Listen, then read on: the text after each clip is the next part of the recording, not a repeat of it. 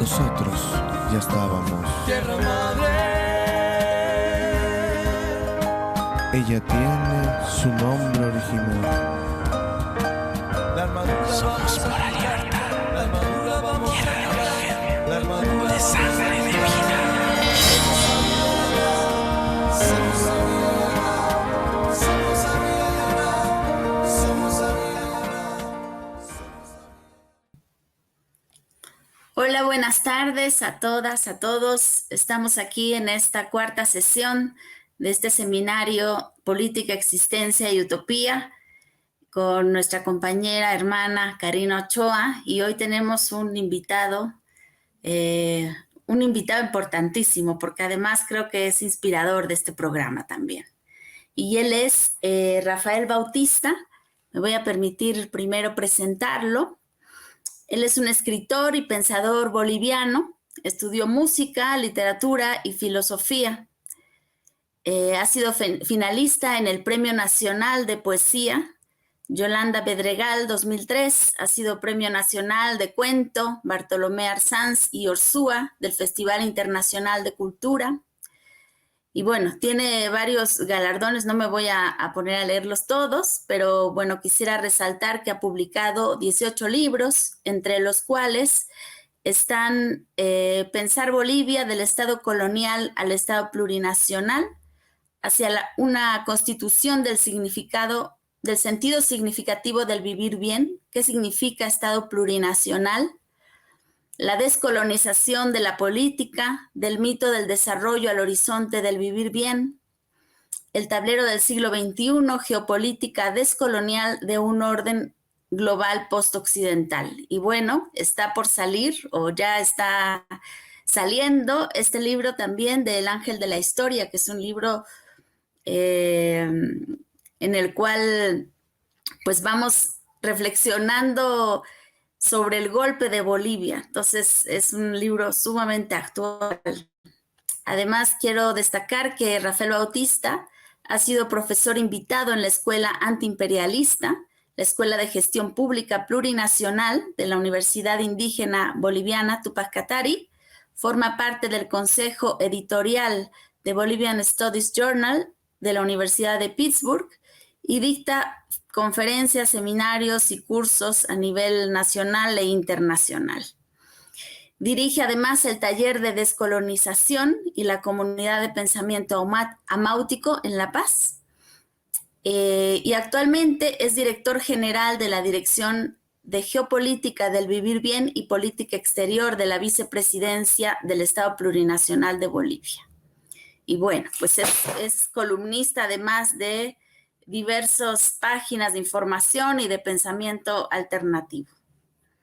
Pues él es Rafael Bautista. Nos da muchísimo gusto que el día de hoy nos acompañe, porque además, pues el pensamiento que él ha estado desarrollando en los últimos tiempos, pues nos ha permitido también comprender lo que está sucediendo en Bolivia. Y comprenderlo además desde una perspectiva completamente diferente a los analistas que conocemos, por su formación filosófica y además también por el compromiso que tiene con el pensamiento de los pueblos originarios. Entonces es un interlocutor realmente que nos da luces sobre este momento que vivimos dentro de la política y también sobre los horizontes que se abren en este centro. Sí, pues de verdad es un privilegio tener una conversación con un pensador tan relevante. Rafael es un referente obligado en el pensamiento andino, es un reconocido analista político y filósofo que sin duda puede enriquecer muchísimas las reflexiones que hoy se están dando en México. Cada vez es más oída su voz y su planteamiento, no solamente en el sur de nuestro continente, sino también en estos horizontes, en estas coordenadas, y creemos que puede ser muy relevante esta conversación con Rafael porque hoy justamente estamos ante una serie de reflexiones en México en el momento en que estamos a la mitad del sexenio de este gobierno de izquierda y que, bueno, los desafíos que se nos plantean no son menores. Y, por supuesto, el debate que nos ofrece la apuesta del buen vivir que está impresa en el proyecto también de Estado que hoy encabeza el gobierno de Luis Arce, nos parece muy relevante. Y Rafael Bautista ha sido básico también en la formulación de propuestas del buen vivir y del horizonte de política desde el mundo andino que no podemos dejar pasar. En ese sentido, le damos la bienvenida y creemos que puede ser una conversación muy rica para nosotros que estamos y nosotras que estamos en este territorio. Y bueno, pues una primera pregunta que queremos como soltar para motivar esta conversación con Rafael es ¿cómo explicarías la relación que existe entre el proceso de cambio que se inauguró en Bolivia a partir del 2005 y el proceso que actualmente vive Bolivia como un proceso de recuperación del horizonte de sentido utópico y del espíritu de los pueblos originarios indoamazónicos? Es decir, ¿cómo ves este tránsito, este trayecto que se ha hecho desde 2005, que nos ubica hoy en un proyecto otro, que la verdad es muy importante mirar desde América Latina, porque lo que está pasando hoy en Bolivia y la apuesta que se está encabezando, de la cual tú formas parte desde la vicepresidencia, es muy relevante. Entonces, ¿qué nos podrías compartir al respecto? Bueno, en primer lugar, estoy muy agradecido por las generosas y exageradas palabras que han vertido. Acá decimos algo que se entiende de modo místico. Los honores les pertenecen a los ancestros. Nosotros simplemente somos portavoces de aquellos. Y antes de iniciar esta conversación, quisiera dedicar esta oportunidad que tengo de hablar a México a la memoria de mi hermano, de Juan José Bautista Segales, que nos solemos olvidar rápidamente de los referentes que en vida han sido constantes en las formulaciones de las proyecciones en el ámbito de la ciencia y la filosofía, fundamentales en el último tiempo que hemos vivido, ¿no? Entonces, para no caer en aquello que Borges llamaba la frágil memoria de los que recuerdan, esta conversación o estas palabras que voy a vertir la quiero dedicar a él.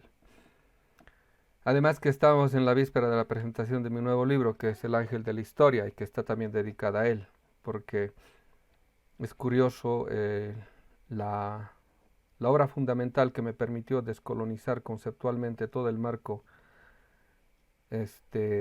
hermenéutico de la política en tanto dominación, que lo llamamos la descolonización de la política, que también lleva como subtítulo Introducción a una política comunitaria, fue parida en la agonía de mi padre. Y El Ángel de la Historia, que es la reunión de todo lo que escribí en la resistencia al golpe de Estado del 2019 y la recuperación democrática que hizo nuestro pueblo el 2020, también lo escribí en los últimos meses que tuvo en vida mi hermano acá en La Paz, en Bolivia. Son dos libros muy gratos para mí, pero también tienen esa carga emocional de que fueron escritos en tiempos muy difíciles. Alguna vez un escritor nos decía, las obras fundamentales se las escribe en la agonía de la existencia. Y parece que esa es la prueba de quien escribe no para el presente, sino para todos los tiempos. En referencia a su pregunta, Karina, podría decir lo siguiente. Esta recuperación democrática es un nuevo momento del mismo proceso, porque nuestra referencia inmediata ya no es lo que denominan la guerra del gas del 2003 o la guerra del agua del 2000, que también marcaron la tónica del siglo XXI, porque siempre recordamos a René Zavaleta cuando decía que no es que en Bolivia haya mucha política, sino Bolivia es la política. Lo que en otros lados sucede de modo superficial, en Bolivia sucede de modo esencial. Y no fue en vano de que el 2003 la denominada guerra del gas marque la tónica de la geopolítica de los recursos estratégicos a nivel global, lo mismo que el 2000 con la guerra del agua, porque están marcando ya la fisonomía de un desorden tripolar actual que está mostrando que la transición civilizatoria va a estar marcada profundamente por el acopio, la lucha, la pelea de los recursos estratégicos. Y el primer recurso estratégico ahorita no es el gas y tampoco el litio. El primer recurso estratégico es el agua. Y eso va a determinar la existencia y la sobrevivencia de los países en el nuevo tablero. O sea, quienes posean soberanía hídrica son los que van a poder decidir un margen de soberanía relativa en esta nueva configuración global. Y en ese sentido,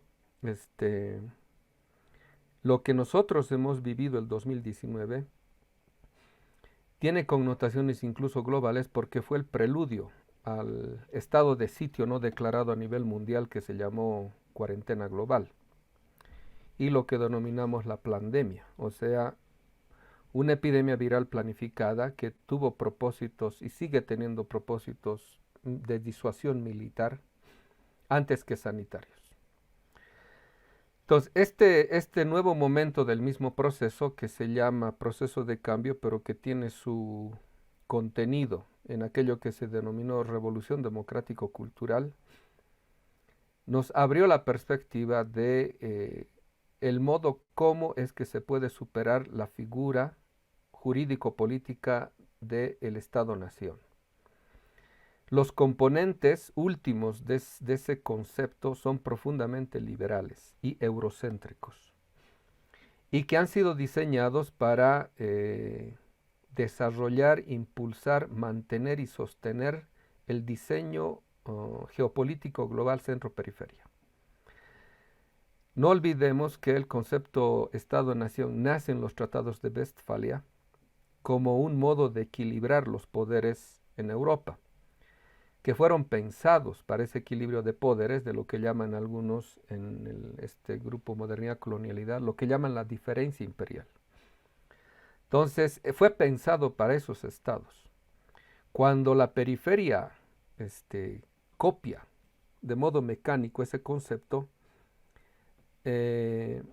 no se entera o no se anoticia por el grado de conciencia periférico satelital que ha desarrollado este diseño geopolítico.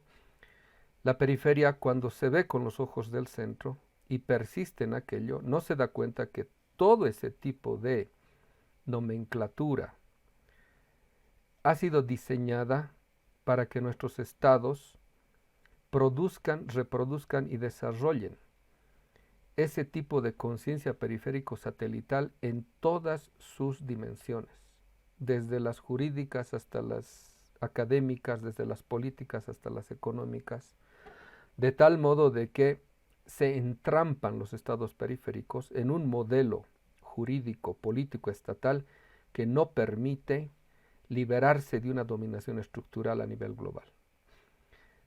Entonces, nuestros pueblos, en las marchas indígenas de tierras bajas hacia el centro del poder en Bolivia, nos permitieron entender que el secreto y el misterio de nuestra dominación estaba objetivada en la constitución política del Estado.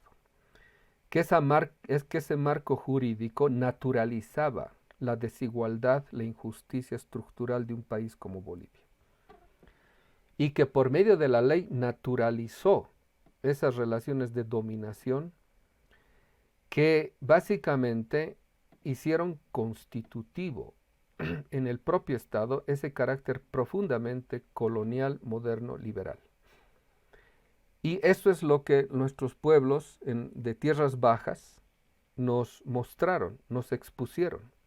Y gracias a eso es que se produjo un desideratum histórico que originó después, con la asunción del primer presidente indio en nuestro país, el 2006, un proceso constituyente, genuino, popular y democrático, que estableció una asamblea constituyente, pero por la miopía también de la dirigencia de ese momento, se permitió que la derecha en los partidos políticos tradicionales que ya habían sido superados histórica y políticamente, persistiesen en boicotear la Asamblea Constituyente y de ese modo el producto de aquello, como nueva constitución política de Estado, cedió mucho. Pero incluso cediendo mucho, ahora sigue siendo considerada como una constitución sumamente novedosa y revolucionaria. O sea, imagínense si hubiésemos mantenido el espíritu original de la redacción inicial que lo produjo el Pacto de Unidad de las organizaciones políticas de campesinos, capas populares, organizaciones, federaciones, confederaciones de los pueblos, del pueblo en su conjunto. Pero digamos, eso entró en un periodo de declinación de los contenidos iniciales, cuando la dirigencia política, al no estar a la altura de lo que emanaba como desideratum popular democrático revolucionario, empezaron a replicar y repetir los mitos que habían abanderado a la izquierda del siglo XX. Entre ellos, por ejemplo, el famoso discurso del desarrollo. Entonces, en el nuevo momento, nosotros fuimos testigos de un acontecimiento que ahora nos está marcando de modo determinante. Como un pueblo que fue deprivado de su unción democrática y revolucionaria, en menos de un año repuso su espíritu. ¿Cómo es que un pueblo que estuvo al borde de un nuevo genocidio sistemático que estaban prácticamente tramando lo peor de la derecha de este país, el fascismo más descarado y racista de este país, que siempre ha tenido su base de reclutamiento en la idiosincrasia citadina burguesa racista colonial? Como un pueblo acusado de no democrático, de autoritario, de salvajes, de bárbaros, etc., ¿cómo pudo restaurarse? ¿Cómo pudo ungirse de nuevo de ese espíritu que le permitió recomponerse en las peores condiciones? Sin líderes, sin partido, sin organización. Se pudo autoconvocar a sí mismo y pudo restituir aquello que se le había sido arrebatado, el espíritu democrático popular. ¿Cómo? Rafael. Esa es la gran lección que ahora, perdón. Sí, no, quería yo recordarte, recordar aquí a propósito de cómo has comenzado tu reflexión. Precisamente Juan José Bautista contaba que este proceso de cambio que inicia con la llegada de Evo Morales, pues también inicia con una conciencia de volver a recuperar la comunidad de vida. Y entonces él muchas veces contaba como testimonio, no sé muy bien cuál es la fuente, pero que decía que los yatiris le habían dicho que muchas veces habían salido a la lucha y habían salido, digamos, ellos por sus propias, buscando sus propias reivindicaciones. Pero precisamente cuando se hizo buscando el apoyo, ¿no?, de la Pachamama, cuando se le consulta a la Pachamama si era el momento propicio para salir a la lucha, y entonces que se da digamos, una aprobación, ¿no? O sea, la Pachamama dice que va a acompañar el proceso. Ahí es donde se da como justo el cambio de la historia, ¿no? O sea, hasta entonces el pueblo había salido a luchar, pero sin este horizonte que realmente los va a fortalecer de una manera que antes no se había visto. Entonces, cuando la Pachamama dijo que iba a estar apoyando, ahí es cuando el pueblo sale y vence. Y comienza entonces un proceso de que ya no vamos solos, ¿no? Ya no vamos a luchar por nuestras propias búsquedas, sino que vamos ya, ahora sí, todos juntos, como una comunidad de vida. Entonces también comienza un nuevo proceso, que es también lo que ahora vemos que se está profundizando en esta nueva gestión. Adelante, Rafael. Bueno, lo que nosotros hemos vivido en referencia a esta vinculación con nosotros llamamos los ancestros, podría, para que me entiendan los oyentes, vivimos un estado de situación mesiánico. Aquí llamamos eso el Pachacuti, es decir, la comparecencia de toda, no solamente de todos los tiempos, que eso sería el tiempo mesiánico. No, para nosotros sería la comparecencia de la antigüedad sagrada más antigua, o de la sagrada antigüedad más sagrada. Porque nuestras luchas no solamente hablan los vivos, hablan los muertos. Hoy día, por ejemplo, con la dirección estábamos reflexionando acerca del siguiente hecho. ¿Cuándo fracasó el golpe de Estado del 2019? Cuando bajaron los de Sencata con los ataúdes al centro de La Paz. Ahí fracasó el golpe. ¿Por qué? Porque ahí la historia mostró la inmoralidad de aquel evento. Increparon todos nuestros muertos, porque no solamente bajaron los vivos, bajaron nuestros muertos. Por eso bajaron con ataúdes los de Sencata, porque estaban reclamándole al centro del poder por el genocidio que estaban desatando. Pero quien tiene ojos para ver y quien tiene oídos para oír, hubiese escuchado la latencia misma de la tierra nuestra, que empezó a crepitar un nuevo clamor de justicia. Porque quienes vivimos eso, vimos cómo bajaron generaciones de testimonios que estaban reclamándole al presente por qué estaba redituando lo que creíamos que nunca más iba a pasar. ¿Por qué otra vez el Estado había vuelto a su contenido colonial, a su contenido perverso de aniquilación del hermano? Por eso a nosotros nos gusta mucho esta frase que lo dijo Maduro, pero también algunos gauchos reclaman que lo dijo Eva Perón. La patria es el otro. Por eso para nosotros no es que exista dos Bolivias. La verdadera Bolivia siempre ha persistido como nación clandestina, dentro de un Estado que nunca lo ha representado. Esa nación clandestina emergió en noviembre, después del golpe, cuando sucedió la masacre de Sencata, y bajó desde el alto, desde los cielos, desde el alto silencio de invierno, bajó hacia el centro de la ciudad para que la historia misma escuche, haga escuchar su voz y hable esa antigüedad sagrada, y de ese modo haga fracasar esa nueva aventura genocida de quienes padecen en su propia memoria genética al indio convertido en poder, al indio convertido en revolución, al indio convertido en historia permanente. Ese es el acontecimiento que da origen a este nuevo momento de un mismo proceso.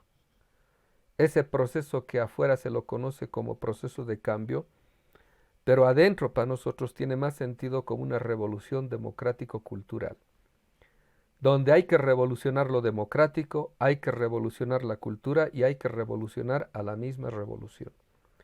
Por eso no estamos viviendo el mismo proceso o el mismo momento, estamos viviendo otro.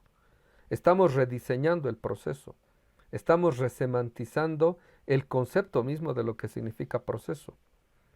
Por eso ahora podemos decir, la fuerza inicial que da impulso a este proceso es la fuerza que ha de permanecer de aquí en adelante para defenderlo.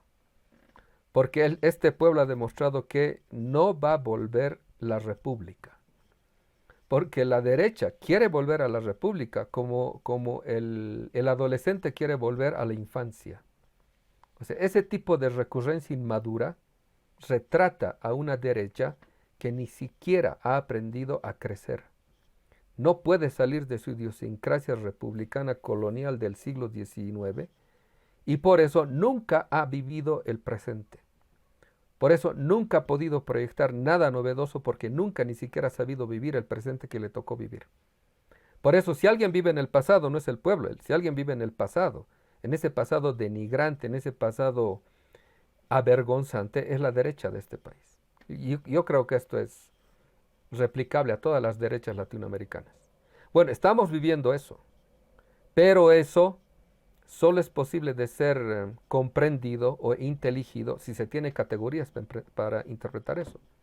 Y los políticos no tienen esas categorías. Por ejemplo, ahorita estamos lidiando con un gobierno que al interior sigue teniendo operadores, sigue teniendo planificadores, sigue teniendo burócratas que siguen pensando que la política es cálculo, que siguen pensando que la administración política no tiene nada que ver con la ética. O sea, ese tipo de impulsores jamás van a poder proyectar el vivir bien como horizonte nuevo de una política que no sería una política de dominación, sino de liberación. O sea, con ese tipo de rezago tienes que seguir lidiando para poder hacer inteligible lo que el pueblo está proyectando como acontecimiento mismo de un proceso nuevo de liberación. Esa, digamos, es la materia crítica o la masa crítica que hace posible entender lo que está pasando en Bolivia y por qué persisten también el rezago de la izquierda que no sabe entender el momento que estamos viviendo y anda queriendo subirse en la cresta de la ola sin merecimiento alguno. Porque acá teníamos una dirigencia cupular que produjo un centralismo democrático verticalista, lo que llaman el famoso centralismo democrático, pero que le privó al pueblo de ser actor y de ser sujeto. Y por eso mismo, ese pueblo que se fue desencantando, también se vio arrinconado porque su representación política ya no le representaba.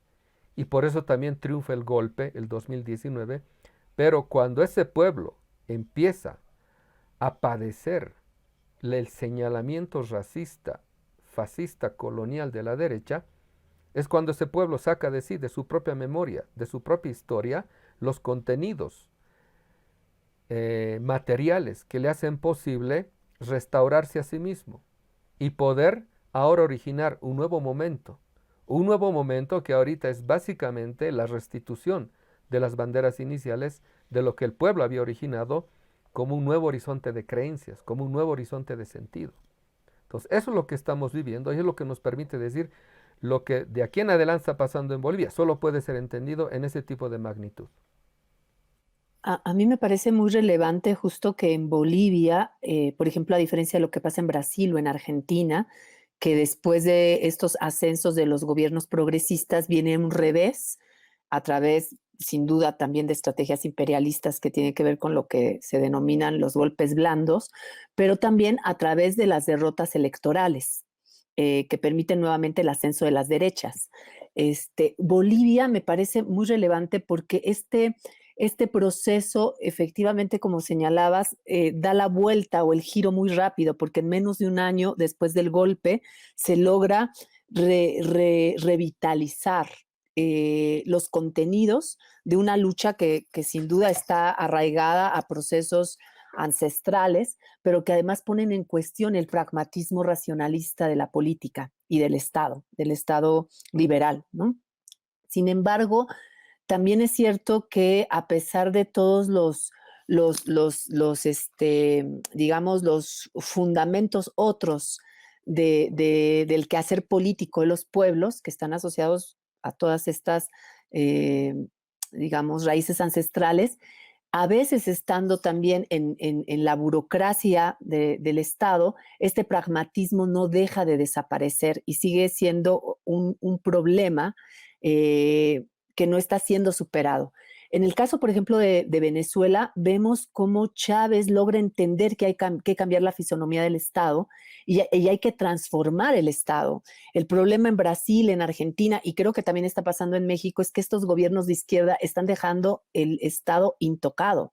El Estado liberal, el Estado neocolonial está intocado y de repente hay un esfuerzo por imprimir políticas de corte social, pensando que las políticas de corte social van a garantizar la permanencia de los proyectos de izquierda en el poder, ¿no? Entonces, un poco a mí me gustaría nada más, y a lo mejor relacionándolo con la segunda pregunta, pero le pediría a Katia también que la formulara como inicialmente la habíamos concebido, pero un Adelante, poco, adelante. entender qué percepción, primero, qué percepción de lo político se enarbola desde los pueblos que están en ese tiempo mesiánico, que es el tiempo del presente, y no ese tiempo del pasado ni del futuro. Y formulando la segunda pregunta, que allí le dejaría a Katia como la voz para que la pudiera formular respecto a los errores que hay que reconocer para hacer el olam tikkun, ¿no? La corrección. Y bueno, lo dejaría ahí en espera de que Katia nos pueda también compartir esta segunda pregunta. Sí, bueno, la segunda pregunta que te queríamos hacer era en el sentido de que finalmente el golpe se dio también como resultado de una acumulación de eventos, ¿no? Y de una acumulación de errores. Entonces, ¿en qué sentido este actual gobierno que ahora tenemos con Luis Arce y David Choquehuanca implica pues una profundización de todo lo que se ha emprendido en la gestión anterior y que no se había pues llevado a un nivel de, pues tan profundo como el pueblo también lo requería, ¿no? Había ciertas demandas, había ciertas inquietudes, por ejemplo, la cuestión de la descolonización del Estado y que se interrumpió, o sea, que no llegó realmente a donde tenía que haber llegado. Entonces, continuar con esta reflexión que dice Karina me parece súper importante. Adelante, Rafael. Bueno, inicialmente hay que recordar de dónde viene el concepto política. Más allá de las burradas que repiten los cientistas políticos, atribuyéndole a Aristóteles eso de que el hombre es un animal político, hay que recordarles que Aristóteles no dijo eso. Lo que Aristóteles señala en la frase esta del anthropos physeisum politikon es que el ser humano es aquel que habita en la polis. Desde entonces la política es patrimonio de la ciudad. Esa es la tradición que Occidente asimila para de ahí proyectar un proyecto aristocrático de desprecio al pueblo. Y el cristianismo imperializado ha de justificar teológicamente ese desprecio, produciendo los fundamentos teológicos de lo que después la modernidad va a decantar como una antropología sumamente negativa, un humanismo antihumanista. Porque ¿dónde está el lugar de la vida, de la producción y la reproducción de la vida? Es el campo. Y desde Grecia, pasando por Roma, por toda la cristiandad latina, la modernidad europeo-occidental, es lo que se decanta como una política como patrimonio exclusivo de los ricos de los burgos. Y desde entonces la política ha sido administrada en contra de la producción de la vida. Por eso no es de extrañar que la política sea profundamente antihumanista, la política moderna. La política sea profundamente pragmática en el sentido de calculadora e instrumental. Porque en la política se decanta pues los prejuicios modernos que necesitan una clasificación antropológica para naturalizar relaciones de dominación que hacen posible la jerarquización de una práctica y una administración política como privilegio exclusivo de los ricos, de los potentados, de los que tienen el privilegio del ocio para poder destinarlo a actividades que en última instancia garantizan ese estatus que se alcanza una vez que uno puede decidir tener y poseer trabajo ajeno. Por eso siempre decimos, ¿no? Las pretensiones imperiales, como tradición exclusiva occidental, se lo puede definir como un apetito de dominación exponencial. Pero un apetito de dominación exponencial es imposible, porque eso significaría dominar todo. Pero no se puede dominar todo. ¿Quién le da o qué le da las posibilidades de hacer creíble que se puede dominar todo? El capitalismo. Porque es una economía que básicamente genera tanta riqueza, de modo inaudito como nunca antes lo había experimentado la humanidad, que hace creer que es posible dominar todo. Pero lo que estamos viendo ahorita como la rebelión de los límites físicos del planeta, está mostrando de que esa ansia, esa codicia, choca con los límites físicos de la vida. O sea, aunque el capitalismo haya hecho creer que es posible controlar, dominar, explotar todo, concentrar de modo acumulativo, exponencial la riqueza, eso es imposible en el largo plazo. Entonces, ahí entramos en una contradicción, como se dice, contrafáctica. O sea, ahí ya entramos en los límites mismos civilizatorios que la modernidad está manifestando en este momento, en la humanidad, en el planeta, etc. Entonces ahí,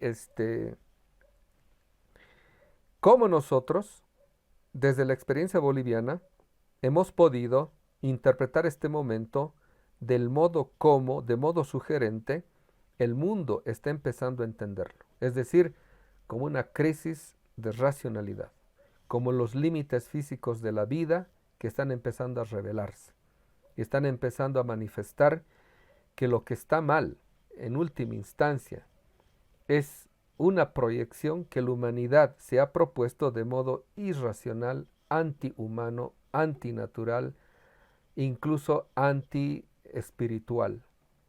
Entonces, esa ibris, esa soberbia, es sólo posible si históricamente se puede detallar y mostrar cómo el laboratorio de la conquista en el Abya Yala ha producido un tipo de subjetividad que se ha reconstituido a partir de la desconstitución continua y de carácter absoluto de la humanidad del otro. Solo de ese modo podemos entender la perversidad del proyecto de este nuevo tipo de subjetividad que una vez conquistado el nuevo mundo de la Abya Yala, se ha propuesto conquistar el mundo entero. Se ha propuesto conquistar todo aquello que hace posible la vida humana, desde las condiciones materiales hasta las condiciones espirituales. Es decir, esto solo lo podemos entender si tenemos categorías teológico-místicas que nos ayuden a entender este despropósito que va más allá de cualquier pretensión exclusivamente humana. Y tiene que ver con un proyecto que, como todo tiene que tener referencias trascendentales, lo podemos señalizar, si tenemos este tipo de perspectiva, como un proyecto hasta diabólico, que no en vano, ¿no?, incluso desatan estas famosas teorías de la conspiración, pero que en última instancia algo de cierto hay ahí. Existe una espiritualidad profundamente antihumana, antiespiritual, que se traduce y se formaliza y se seculariza como una racionalidad, como una forma de entender la vida y el mundo que va en contra de la vida, que va en contra del ser humano, que va en contra de lo natural, que va en contra de lo espiritual. Entonces, en ese sentido es que tiene relevancia para nosotros la descolonización como un proceso de desmontaje sistemático de estas narrativas que objetivan y formalizan esta forma de entender el mundo, esta forma de percibir el mundo y la vida, profundamente antihumana, antinatural, antiespiritual, etc., y que en última instancia nos remite a lo que, gracias a Hinckelammer, podemos advertir en la obra de Marx, es decir, ver, mostrar, manifestar y hacer inteligible qué tipo de modelo ideal está fundando y sosteniendo esta subjetividad que ya no necesita de Dios, porque desde Descartes, desde el 1636, pueden prescindir de Dios, o sea, de la figura o del criterio trascendental de la verdad, de la ciencia, de la filosofía, que en la filosofía medieval era, digamos, el criterio fundamental. Pueden prescindir de eso porque ponen al ego cogito como criterio de toda la verdad, de todas las ciencias, de toda la filosofía. O sea, pueden prescindir de toda referencia trascendental y constituir a este ego, que no es el ser humano, sino es un individuo burgués moderno liberal que se endiosa a sí mismo. Se pone como referencia ya no trascendental, sino intrascendente, pero de modo absoluto, incondicionado, se pone como referencia única de la verdad de las ciencias de la filosofía. Y ahí se formaliza este tipo de marco de interpretación, hasta místico, se formaliza como racionalidad, y eso es lo que ha pervertido todas las relaciones humanas, convirtiéndolas simplemente en relaciones mercantiles e instrumentales, y es lo que hay que empezar a desmontar para empezar a recuperar, restaurar, reconstituir el carácter, y ahora sí lo voy a decir en estos términos, el carácter sagrado que el ser humano tiene cuando también la naturaleza posee este carácter sagrado. Rafael, hace rato justo nos decías que el proceso de restitución democrática que se da después del golpe de Estado en Bolivia es un proceso justamente de restitución. Tú nos dices, hay un proceso de que el pueblo restituye el proceso no solo democrático. En ese sentido, lo que tú nos estás planteando de restituir este camino, esta vía, esta conexión con lo sagrado, en el caso de Bolivia lo podemos ver a partir de ese proceso. Sí, porque es más complejo el asunto. O sea, solo se puede restituir el mundo, o a ver, les voy a poner este modo. Solo se puede restituir lo que hay desde lo que no hay. Porque lo que da más realidad a lo real de la realidad es lo menos real que hay. Sí, por eso si partimos de una referencia trascendental, lo que no hay, lo que no es posible para este mundo, desde ahí podemos poner en su lugar a este mundo. O sea, al Olam Hazé. Si partimos del Olam Abba, lo que decía Agustín, si partimos del reino de Abel, no del reino de Caín, ponemos en su lugar al reino de Caín, lo historizamos y lo ponemos no como algo divino, natural y fatal. No, lo podemos poner ahora como algo que se puede trascender, superar, etc. Pero si es que partimos de esa exterioridad más exterior que hay más allá del mundo, ponemos en su lugar este mundo. Y solo desde ahí tiene sentido la nueva objetividad. Entonces, lo que sucede en Bolivia es la manifestación de esa antigüedad sagrada más antigua, o de esa sagrada antigüedad más sagrada, que llamamos el mundo de los ancestros, que pide reparación. Porque para nosotros, la Pachamama es madre, pero también la Cotamama, o sea, el lago Titicaca es madre. Ahí la Katia me va a entender porque ella ha viajado al lago. Ese nuestro lago refleja el universo, contiene el universo, es la memoria de la vida. Ahora nuestro lago está en un probable colapso medioambiental. O sea, estamos al borde de un colapso ecosistémico por el grado de contaminación que ya tiene el lago. O sea, es como si la madre estuviese enfermándose de modo crítico, de modo crónico. Eso, o sea, ¿se acuerdan cuando Hinckelhammer dice, no? Es de las condiciones materiales de la vida que se puede imaginar un mundo nuevo. Pero como es dialéctico, es también situándose en el mundo nuevo donde ponemos en su lugar al orden dado, al sistema imperante. Entonces, para nosotros, eso exterior, ese es el mundo de los ancestros, donde tiene sentido hablar del lago como madre, de la naturaleza como madre, del cielo como padre.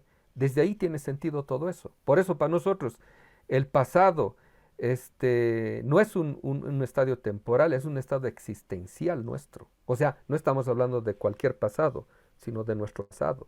Situarse en ese pasado es una situación mesiánica cuando hacemos comparecer ese pasado en el presente actual, y desde ahí podemos interpelar este presente, ponerlo en su lugar, generando en este presente una masa crítica que le permita no solamente ser depositario de todos los futuros no acontecidos, de todos los porvenires no logrados, de todo aquello que ha sido aplazado. En este momento sí se puede recepcionar aquello y proyectar al presente, pero como algo más allá del tiempo O sea, estamos viviendo el tiempo de la dominación, estamos viviendo el cronos del asunto.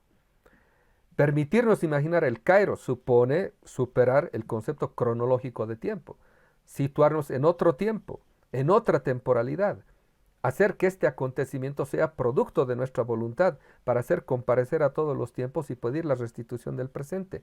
Ese es el Pachacuti. Eso es lo que estamos viviendo. Pero eso solamente va a ser posible, es decir, impulsado, cuando de modo descolonizador podamos superar todo el entrampe racionalista, objetivista, positivista, empirista que domina a la percepción ya no solamente académica, sino del propio sentido común. Si logramos eso, entonces el pueblo mismo va a poder ser consciente de lo que ha producido y poder desde allí impulsarse como sujeto histórico, pero no a la manera de la linealidad histórica moderna, sino de un nuevo concepto, de un nuevo criterio de temporalidad. O sea, imagínense a lo que nos está abriendo todo este marco de interpretación, que lo hacemos desde restituir no solamente el carácter político revolucionario del pueblo, sino ese carácter sagrado, de esa antigüedad que hace del pueblo un nuevo tipo de sujeto, que tiene que tener otro tipo de contenido que ya no nos puede dar ningún tipo de referencia crítica moderna. Yo a ese respecto quisiera preguntarte, ¿no?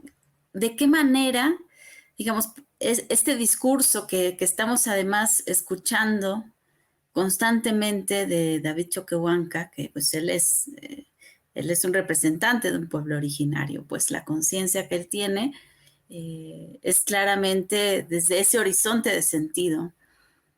¿De qué manera, digamos, eso también se está aterrizando en políticas, ¿no? O sea, ¿de qué manera efectivamente la comprensión del lago como madre está traduciéndose en medidas económicas, digamos, en trabajos políticos? ¿De qué manera eso también se está aterrizando para que la gente termine de transformar la conciencia? Porque sabemos que hay pues una población mayoritariamente de los pueblos originarios, pero no toda la gente tiene esa conciencia, ¿no? Digamos, no se comprende desde ese horizonte de vida. Y sin embargo, también por esta cuestión crítica, climática, que sabemos que tenemos que ir cambiando nuestro horizonte de sentido, nuestro modo de hacer política, porque es urgente, o sea, no es una cuestión de que tengamos opciones, ¿no? O sea, urge cambiar porque la modernidad como horizonte nos ha llevado a este presente que tenemos. Entonces tenemos que transformarnos y de alguna manera hay que empezar como esa traducción para que la conciencia pues siga avanzando y siga transformándose. Entonces es un trabajo que hay que hacer políticamente y también educativo, por ejemplo, ¿no? O sea, hay que irlo transformando en un cambio curricular, por ejemplo, ¿no? O sea, en una descolonización de la educación, en fin, o sea, hay muchas cosas que hay que ir haciendo y a mí me gustaría como saber si sí se está avanzando en ese sentido, si hay la conciencia de que hay que descolonizar en tantos ámbitos y cómo se va traduciendo, ¿no? En institucionalidad, porque finalmente hacia allá es hacia donde tenemos que caminar. Es decir, hay que transformar la subjetividad, pero también hay que transformar objetivamente las instituciones. Ahorita el vicepresidente David Choquehuanca es la gran esperanza. Es la gran esperanza en dos sentidos, porque no habla como político, es decir, no es un político tradicional. Por eso los analistas no le entienden. Es más, incluso el bloque que está armándose, o digamos el bloque popular que simpatiza con el vicepresidente, tampoco le entiende bien. Y esto es porque habla en otra sintonía. O sea, por eso alguna vez dije, un poco para entender, Cuando yo presenté mi primer libro publicado en Bolivia, Octubre, el lado oscuro de la luna, yo quise que el vicepresidente lo presente, pero él no nos conocíamos. Esto fue el 2006. Octubre, el lado oscuro de la luna fue presentado en la Cancillería y él era canciller. Entonces, él no me conocía, yo no le conocía, y él me dijo algo, o sea, a los que estaban también ahí, como para excusarse del asunto, decía, es que yo ya no leo libros, yo leo las arrugas de los abuelos. A mí me tardó mucho tiempo entender eso, y ahora yo digo, ¿no? O sea, ahora yo me dedico a leer sus arrugas de él, o sea, para que entiendan el vuelco, o sea, el giro que ha dado todo esto. Pues hay veces hablo también en ocasiones sobre el fetichismo del libro. Todo el mundo quiere recurrir al libro, como si el libro fuera, digamos, el cajón en el cual saco las respuestas de todo. O sea, el libro convertido en objeto idolátrico, ¿no? Y sigue siendo objeto también. Sigue, la relación sujeto-objeto sigue funcionando ahí con el libro. Entonces, eso, lo que él habla, cuando él habla, pareciera que hablan los ancestros. Porque no habla como un político. Y ahora, para transformar la política se necesita no de un político tradicional, sino de otro tipo de político. Entonces, él apunta a eso. Por eso, cuando habla, yo le he visto.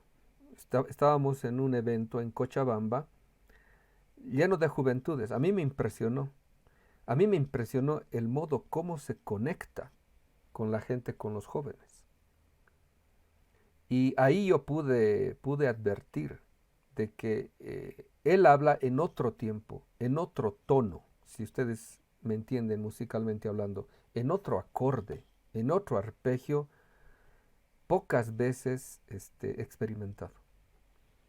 Entonces, cuando él habla, pareciera que está hablando ante otro público.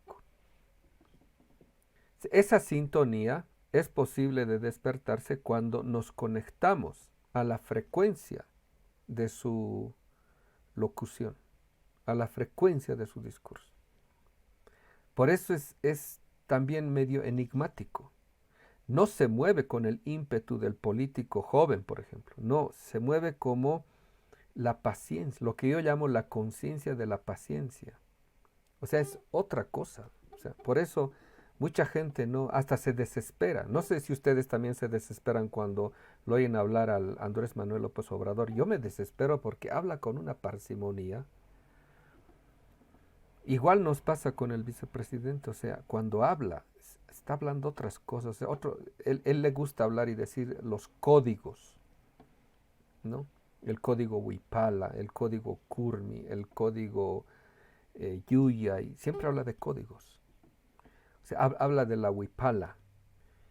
Estamos preparando nosotros un texto que se va a llamar Los Códigos del Gilata, que es básicamente lo que él habla, lo que él dice. Porque tenemos que hacer inteligible para lo que ustedes denominan, digamos, ese espectro social que no entiende estas cosas, hacer inteligible para ellos en qué frecuencia está hablando este nuevo articulador, porque él tampoco se concibe como un líder que esté disputando, o alguien que esté disputando liderazgos. Él más bien se presenta como un nuevo articulador de algo nuevo. Por eso lo que estamos viviendo es novedoso. Pero esa novedad solo puede ser entendida como novedad si también partimos de una referencia nueva. Esa referencia nueva, les decía, es la recuperación democrática, la resistencia al golpe 2019-2020 y estos nuevos, le vamos a llamar receptores de esa novedad que ha acontecido y que merece ser comprendida, inteligida, pero en los términos, en los propuestos mismos por el pueblo que ha renacido. El problema siempre va a ser si estamos a la altura o si la parte dirigencial está a la altura de ese novum, de ese nuevo desideratum que el pueblo ha instalado como realidad política. Ahora, en eso, por ejemplo, ¿no? Como dirección, nosotros estamos impulsando una declaratoria del lago Titicaca como sujeto de derechos, que digamos sería una concreción política de la discursividad del vivir bien como horizonte estatal. Entonces, desde ahí se nos va abriendo una perspectiva, un abanico de complejidades que inevitablemente tenían que aparecer al momento de tematizar qué tipo de régimen legal, de marco jurídico, ha de hacer posible concebir al lago como sujeto de derechos, pero no desde la perspectiva liberal. Entonces ahí la cosa se complejiza porque necesitamos una ley de origen o un marco jurídico de origen que nos permita pensar sujeto, que nos permita pensar derechos y nos permita pensar sujeto de derechos desde un nuevo fundamento, desde una nueva perspectiva. Porque una ley tiene que tener sus fundamentos, sus conceptos, sus definiciones. Entonces, ¿desde dónde vamos a apuntar aquello? ¿No? Por ejemplo, Nueva Zelanda, cuando nombra sujeto de derechos a uno de sus ríos de sus ríos principales, toma como contenido de sujeto de derechos el carácter de ancestro de ese río. Y eso nosotros lo entendemos muy bien. Entonces, desde ahí nosotros podemos imaginar un nuevo factum jurídico que nos permite interpretar qué estamos queriendo decir cuando estamos diciendo sujeto de derechos, no a la manera moderno liberal. Y que, déjenme decirles, en el Estado ahorita, queremos descolonizar el Estado. Tenemos que desmontar y desplomar todo el marco jurídico, administrativo, que ha condenado a nuestros estados a ser meros agenciadores del saqueo, no solamente material, sino hasta espiritual de nuestros pueblos, de nuestras naciones. Entonces, ese tipo de concreciones recién están empezando a aparecer porque estamos viviendo un nuevo momento y tenemos a alguien que puede, si ustedes quieren, sintetizar o recepcionar esto de novedoso y que para la gente es un referente, como es el vicepresidente Choquehuanca. La gente lo reconoce como un referente legítimo, porque incluso mucha gente esperaba que él fuera el presidente, no el vicepresidente. Entonces, eso abre la posibilidad de que el pueblo ahorita esté identificado con alguien y por eso también a ese alguien le está pidiendo que esto se, como quien dice, se profundice.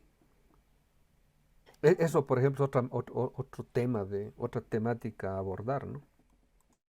Sí, ¿cómo se hace compatible la apuesta, el horizonte que plantea el vivir con el tema del Estado? Porque, por ejemplo, en algunos lugares de Centroamérica, en México incluso, a partir de la experiencia zapatista, ¿no? Que plantea la autonomía y que es entendida la autonomía como lo antiestatista también, o sea, ahí hay como que un cruce raro. De repente empieza a haber como también ciertas tendencias dentro de los movimientos indígenas en América Latina que empiezan a posicionarse desde lugares muy antiestatistas, donde pareciera que las apuestas ancestrales no son compatibles con la posibilidad de otro tipo de estados o con la posibilidad de la lucha dentro del campo político estatal. Entonces, ¿cómo están haciendo desde Bolivia esta conexión entre el horizonte de sentido que tiene una ética política, pero también una pragmática política del buen vivir con el tema del Estado y del gobierno? Bueno, eso es más fácil para nosotros. O sea, no caemos nosotros en el entrampe de querer homologar el Estado moderno con toda otra idea de Estado que ha producido la humanidad desde el Neolítico. O sea, aquí Tahuantinsuyo fue un Estado, Tiwanaku fue un Estado. Los mayas produjeron un Estado. Vayamos a la definición básica que propone Samir Amin, por ejemplo, cuando dice que hay Estado desde que hay apropiación racional del excedente. Ya desde ahí puede haber jerarquías, puede haber disposición de acopiación de alimentos que nos permita el despegue y el desarrollo cultural, ¿no? O sea, desde que hay apropiación racional del excedente podemos imaginar la posibilidad de que haya Estado. Ahora, ¿en qué sentido manejamos el concepto de Estado? ¿Por qué utilizamos el concepto de Estado aparente para hacerle el juicio al Estado republicano? La constituyente tenía que haber tenido un capítulo de un juicio de responsabilidades al Estado moderno, colonial, liberal, republicano, boliviano. No se hizo eso, pero ya es tarea pendiente. El Estado aparente nunca ha tenido contenido nacional, porque la legitimidad de su poder nunca estuvo al interior de su propio entorno nacional, sino siempre afuera. Esto quiere decir que ese Estado aparente, porque no tiene poder propio, necesita del poder que le otorga alguna potencia de afuera extranjera que haga posible sostener ese carácter formal de ese Estado, porque no tiene ningún tipo de contenido nacional, no tiene legitimidad. O sea, ese Estado no es racional. ¿Se acuerdan de la famosa frase de Hegel, ¿no? Que todo lo real es racional y todo lo racional es real? Bueno, en este caso, un Estado es racional si es que ha objetivado como su contenido propio el contenido nacional que tiene como realización plena de lo que un pueblo en definitiva es. Si un Estado no contiene eso, es un Estado aparente. Podrá tener las formalidades del caso, pero contenido no tiene, contenido nacional no tiene. Por eso es un Estado frágil. Un Estado que es la objetivación de lo que un pueblo en definitiva es, del horizonte ético de ese Estado, perdón, del horizonte ético de un pueblo. Si un Estado contiene eso, entonces ese Estado tiene contenido nacional. Ese Estado es la objetivación del universo ético, de la eticidad propia de un pueblo. Entonces, cuando decimos, ¿no? Bolivia es una nación, el Estado boliviano posee una nación clandestina porque ese Estado no lo representa. Por eso decían el Pacto de Unidad, somos naciones sin Estado, y el Estado boliviano es un Estado sin nación. Entonces ahí para nosotros el Estado no es una figura exclusivamente moderna a la cual tengamos que tachar y negar la posibilidad de constituir algo que se llame Estado. Para nosotros es fundamental, porque además en el contexto geopolítico actual, la lucha ya no es tanto izquierda-derecha, ahorita la lucha es globalistas y nacionalistas. Es decir, el globalismo, desde que ha constituido el nuevo sujeto de derecho internacional, que son las transnacionales, puede prescindir de los estados.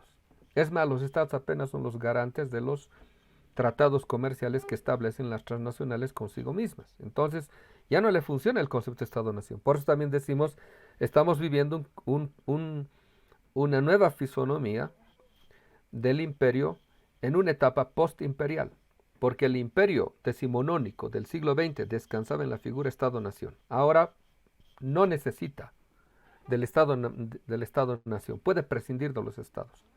Por eso en su etapa postimperial el imperio es algo mucho más peligroso, mucho más perverso, y por eso lo que está originando como esta famosa doctrina Current the Gap, lo que yo llamo el mundo del cielo y el infierno, es condenar a toda la periferia mundial a vivir lo que llaman el caos infinito. Le llaman el caos constructivo, pero en última instancia el caos infinito. Es decir, convertirnos simplemente en una nueva Siria o Libia ampliados a nivel global, para que consolidando feudos, o como en Bolivia querían hacer, balcanizando Bolivia y constituir a Santa Cruz y a Potosí como ciudades metropolitanas bajo el régimen de autonomía regional, constituirlos en republiquetas que puedan administrar un saqueo mucho más indiscriminado, mientras el país esté en desestabilización continua y caos generalizado. Esa es ahorita la nueva apuesta imperial. Y nuestros estados, después de la pandemia, quedan, como se dice, objetos de una nueva deuda más sangrienta, y que en lo posible, el imperio en decadencia, en su etapa postimperial, ha de utilizar eso para un nuevo chantaje a nivel global, para que los estados asuman en su decadencia la única posibilidad de sobrevivir, es decir, capitulando ya en grados máximos la poca soberanía que todavía tienen. ¿Y Entonces, cómo para nosotros contribuye? la figura del Estado es fundamental ahorita, discutirla, relevarla y ponerla en la mesa de consideraciones para la reconstitución de nuestras naciones. Sí, sí, sí, sin duda. Hay que ponerlo a debate. Y en ese sentido, ¿cómo contribuye el Estado plurinacional a estas otras comprensiones desde esta subjetividad del pueblo, desde esta ética, otra, que no es la ética, digamos, del Estado moderno liberal colonial? ¿Cómo contribuye el Estado plurinacional? ¿Es la apuesta o es simplemente una primera formulación que hace las fisuras para estas comprensiones otras de lo político? Bueno, más allá de la interpretación culturalista del concepto plurinacional, como el reconocimiento de la diversidad, que para nosotros todavía es un reconocimiento light, ¿no? Porque puede ser muy bien funcionalizado por la narrativa imperial, en esto de All the Colors of Benetton, por ejemplo, ¿no? O lo que llamamos acá lo plurimulti tutti frutti, ¿no? Donde todos ingresan sin criterio alguno, donde hasta los violadores son admitidos en una diversidad sin criterios éticos. Para nosotros, lo plurinacional descansa en la siguiente idea.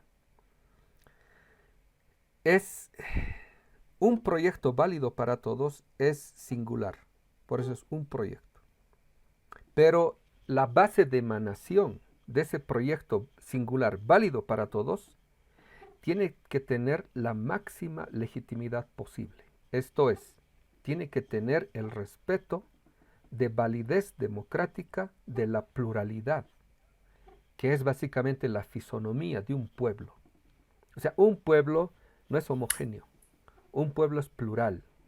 Ninguna determinación política puede contener la pluralidad de ese pueblo. Ese pueblo tiene que tener opciones y esas opciones tienen que saber decantarse en una concurrencia de todas las subjetividades para generar desde abajo, como dicen los zapatistas, un proyecto de vida común válido para todos. Ese sería el ejercicio pleno de una democracia extensiva a un pueblo no subsumido en algo homogéneo, sino respetando esa pluralidad en sus propias opciones para que de modo democrático, en lo que se llama la ética del discurso y después Dussel que se ha integrado eso en uno de los principios de la política como el principio de validez formal democrática, etcétera, que desde ahí lo democrático sea la base sustantiva del proyecto estatal como proyecto válido para todos. Entonces, lo plurinacional es la base de emanación de ese proyecto válido para todos que cuenta con la participación de todos los afectados. Entonces, si ustedes me están entendiendo, aquí estaríamos en el principio formal de validez democrática. Eso para nosotros es el contenido fuerte del concepto plurinacional. Katia, no sé si tienes una última intervención. Estamos casi en tiempo, es una pena. La verdad es que valdría mucho volver a generar un espacio de conversación porque creo que se abren muchas temáticas que todavía se pueden profundizar, pero bueno, el programa de formación que llevamos a través de este espacio pues dura aproximadamente 1 hora y estamos casi en tiempo. Pues sí, efectivamente quedan como muchas cosas pendientes. A mí me gustaría, quizá como última reflexión que le pediríamos a Rafael, es, digamos, cómo sintetizaría la incorporación de este horizonte de sentido que tienen los pueblos originarios en la comprensión de una política nueva. O sea, porque también, y ese es parte como del interés, de los objetivos que tiene este espacio, de que la política se ha ido construyendo a partir de del modo como la modernidad lo ha construido, ¿no? A partir de sus conceptos. Entonces tenemos una identificación entre esta política de la dominación con un individuo moderno, egoísta, ¿no? Que es pertinente a ese proyecto, y también pues el proyecto como tal capitalista, el moderno, digo, el proyecto moderno y el modelo capitalista, ¿no? O sea, todos son como distintos engranajes de una misma maquinaria que está haciendo funcionar pues este mundo global neoliberal, ¿no? Pero hay también estas otras alternativas, estas otras maneras de hacer política que están de alguna manera minando, o ese es el propósito de minar esta puesta en marcha que es prácticamente pues destructiva de lo humano, destructiva de la naturaleza. Y ya lo hemos visto en todo su accionar los últimos siglos. Entonces, nosotros quisiéramos en este espacio justo visibilizar que hay otras maneras de hacer política, que ya estamos pues viéndolas actuar y construir también instituciones de otro modo, porque de alguna manera también los medios de comunicación pues no permiten ver esas otras alternativas, esas construcciones que van generando los pueblos desde abajo y que sin embargo pues siguen sosteniendo también la vida de otras maneras. Entonces Bolivia pues en esto es un gran referente. Bolivia, decimos, en la construcción de una política otra, en concordancia con lo que los pueblos originarios que han ido resistiendo durante todo este tiempo, pues quiere abrirse el camino de mostrar otra manera de vivir, otra manera de reproducir la vida. Y entonces quisiéramos como que pudieras tú reflexionar así en unas pocas palabras de qué modo se está haciendo política de otra manera. Ya. Bueno, nosotros partimos de este concepto. La política es el ámbito que tematiza las condiciones de posibilidad de la realización de las utopías humanas. En ese sentido, la política necesita de la reflexión dialéctica para establecer qué modelo ideal, qué concepción de vida, qué horizonte utópico justifica y legitima el tipo de política que nos proponemos. O sea, ahí la política se devuelve, desde nuestra perspectiva, este tipo de tematización que ya no existe en el mundo moderno. Porque el mundo moderno da por hecho que los mitos del progreso infinito, del desarrollo, etcétera, están sobreentendidos. Pero ahora hay que poner en duda todo eso para empezar a tematizar lo que hace posible que aparezca lo sagrado de la política. Por siempre yo repito la frase de René Zabaleta cuando decía: cuando desaparece lo sagrado de la política, lo único que queda es el puro cálculo político. Es decir, cuando la política degenera en la lucha por el poder nada más. Entonces, por eso, devolverle a lo político la posibilidad de tematizar qué es lo sagrado, en última instancia, qué es la vida, define a su vez el tipo, o más bien, define a su vez el concepto de política que vamos a hacer efectivo para que la praxis política tenga pleno sentido. ¿No? Aquí estoy haciendo la distinción entre lo político y la política. Definir lo político es fundamental para que también definamos la praxis política. Entonces ahí, para nosotros, ¿no?, la política debe de tematizar las condiciones de posibilidad de las utopías. Ahora, la pregunta es, ¿qué utopía está presupuesta en nuestro proyecto? Es decir, esa utopía presupuesta, que está de modo implícito, hacerlo explícito. para mostrarnos la narrativa que alimenta los contenidos últimos de la política que estamos proyectando. Por eso ahora la política tiene que pensar eso que de sagrado tiene la vida, para devolverle a los actores un nuevo desideratum que haga posible, como decía Togliatti, ¿no?, que la política, en esta redefinición de lo político, defina también mi vida moral, defina mi vida individual, de tal modo de que yo no haya contradicción entre mi proyecto individual y mi proyecto de pueblo. Por eso también decimos, ¿no?, no se es pueblo por adscripción automática. O sea, la sociedad no es el pueblo, la nación no es el pueblo, porque también hay la antinación. Se es pueblo por una apuesta histórica. Se es pueblo por situarse en la perspectiva privilegiada desde la cual puede emitirse el diagnóstico de la patología del sistema dado.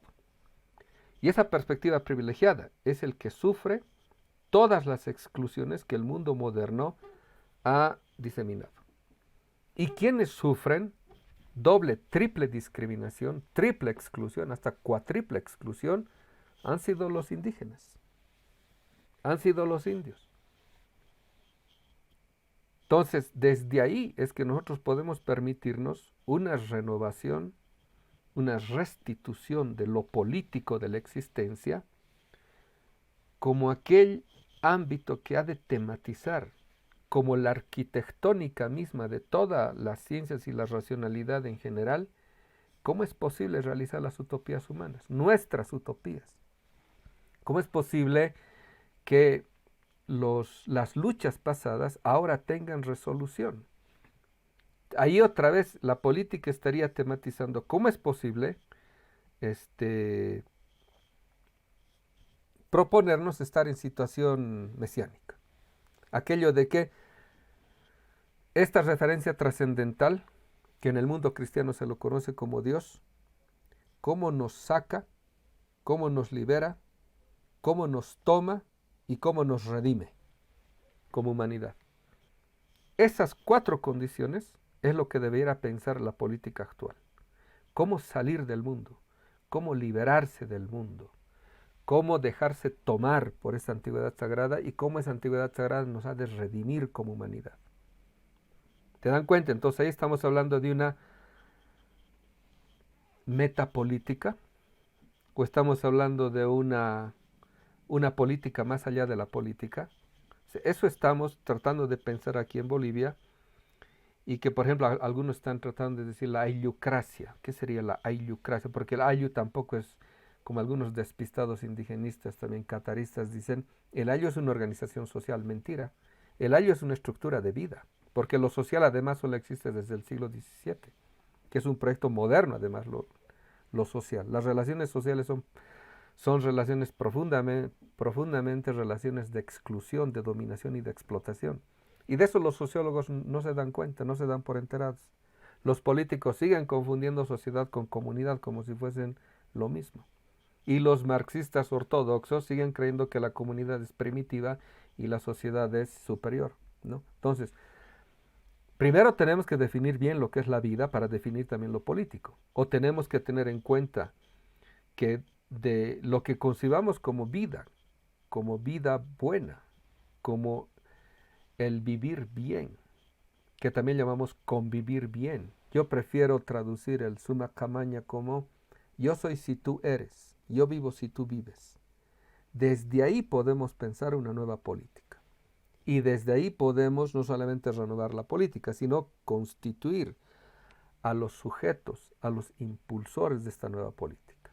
Por eso alguna vez hablábamos acerca de que la formación hoy en día ideológica ya no puede ser adoctrinamiento. Tiene que ser formación integral, recuperación de la humanidad perdida, de lo sagrado como constitución básica y fundamental de la vida. Solo en ese sentido tendría hoy sentido una formación ideológica, ¿no? Como formación integral. Entonces, ahí para nosotros repensar la política como política para la vida es lo que se desprende de el vivir bien, del yo vivo si tú vives, del yo soy si tú eres. O sea, aquí estaríamos haciendo un diálogo intercultural entre los Ubuntu y lo andino amazónico. Entonces, eso es ahorita la base fundamentativa desde la cual podemos proponernos un nuevo concepto de política. Pues muchísimas gracias. Quiero reiterar el agradecimiento por haber aceptado la invitación para esta conversación. Es de verdad un privilegio poder conversar con Rafael Bautista y bueno, pues con Katia seguiremos generando los espacios de conversación también con otras voces, pero ojalá que haya posibilidades más adelante de seguir esta conversación con Rafael Bautista, que además sin duda a mí me rememora también a todos los aportes que han construido junto con Juan José Bautista, que como bien decías al inicio de tu conversación, pues está presente y sigue presente en esta construcción colectiva de pensamiento y de acción, ¿no? Entonces, muchísimas gracias, Rafael, de verdad, por estar con nosotras y por compartir también para la gente de la 4T, de Morena, estas reflexiones que creo que van a ser bastante claves para empezar a entrarle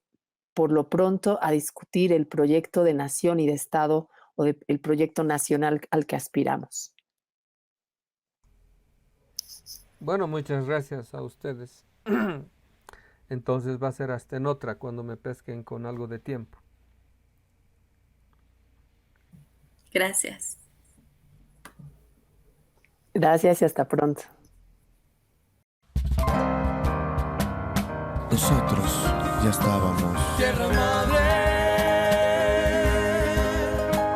Ella tiene su nombre